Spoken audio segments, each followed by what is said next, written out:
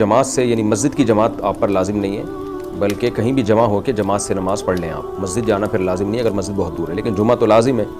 تو قضا ہو گیا تو توبہ استغفار کریں، اللہ غفور رحیم ہے، معاف کرنے والا ہے. آئندہ احتیاط کریں، اور پھر جب کوئی غلطی ہو اور توبہ کر لیں پھر اس غلطی کو بھول جانا چاہیے، بار بار دماغ میں رکھنا نہیں چاہیے اس کو. پاکستان سے کسی نے پوچھا ہے بچوں کے کپڑوں پر جو مکی ماؤس، باربی ڈول، تتلی وغیرہ اسی طرح ایموجیز وغیرہ بنی ہوتی ہیں تو کیا اس طرح کے کپڑے پہننا جائز ہے؟ کوئی گناہ تو نہیں؟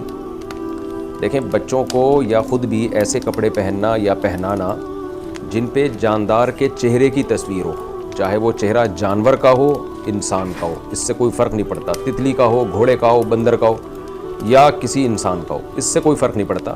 لیکن شرط یہ کہ چہرہ بالکل واضح ہو اور تصویر اتنی بڑی ہو کہ وہ دور سے نظر آتی ہو. دور کا مطلب جب آپ زمین پہ رکھیں تو کھڑے ہو کر دیکھیں تو نظر آتی ہو، تو اتنی بڑی تصویر ہو. یعنی ایموجیز میں تو یہ جو اسمائلیز ہوتی ہیں تو بہت چھوٹی چھوٹی اتنی پتی سی تصویریں ہوتی ہیں، تو یہ تو اگر آپ 6-7 فٹ دور سے دیکھیں تو نظر بھی نہیں آ رہی ہوتی تصویر.